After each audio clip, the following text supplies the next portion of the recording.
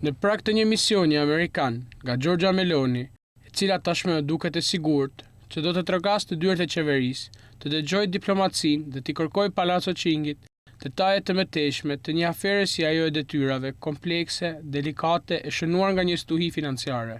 Do të thotë të regjistrohet dhe një herë se hendeku midis Parisit dhe Romës vazhdon të zgjerohet, dhe ndoshta do të zgjerohet mëtej në mes të muajit.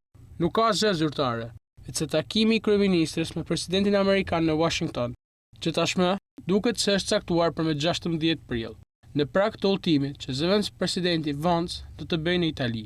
2 ditë më parë, Financial Times i dha zë kritikave të ambasadorëve të shumtë evropian kundër Italisë, të cilët mund të bllokonin miratimin e instrumentit të shtërgimit nga Komisioni Evropian kundër Shteteve të Bashkuara.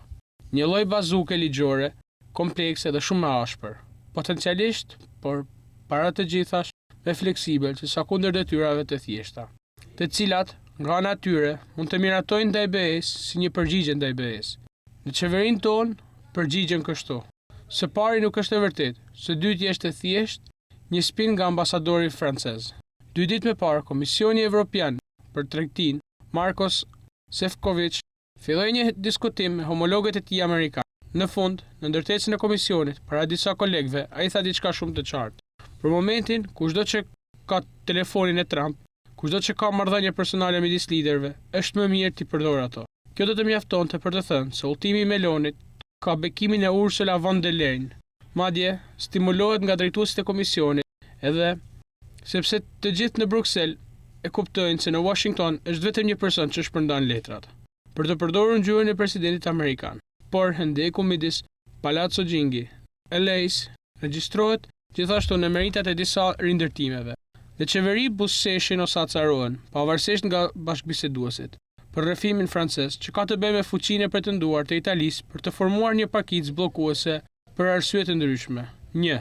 Nuk është diskutuar kurrë. 2. Komisioni tashmë ka bërë të ditur se nuk shikon mirë instrumentin. 3. Edhe gjermanët kanë dyshime. 4. Të vetmi që duan një përgjigje të ashpër dhe të pamundur për momentin janë francezët. Është gjithashtu një betejë narrativash që BE-ja, ashtu si dhe Italia po e përjetojnë. Nëse Meloni thotë se është kundër tarifave, duke krijuar rreziqe që ka shprehur BE-ja në Bruksel. Tajani thotë se do të ribëj këtë nesër në Këshill, se është e qartë se duhet të përgjigjemi. Dhe prandaj se si në detaje narrativat fshehin ato që duan, ndërsa komisioni vazhdon të luajë lojën e tij, në të cilën po i afrohet gjithashtu shtëpisë së bardhë, eliminimin e të gjitha detyrave evropiane për produktet industriale amerikane. Në këto rrethana, shtetet anëtare janë gjithashtu të ndara në projektin e investimeve të mbrojtjes. Pak ditë më parë, ishte vetëm ambasadori francez që kundërshtoi që fondet e instrumentit të sigurta, $150 miliard, të shkojnë dhe në Britaninë e Madhe.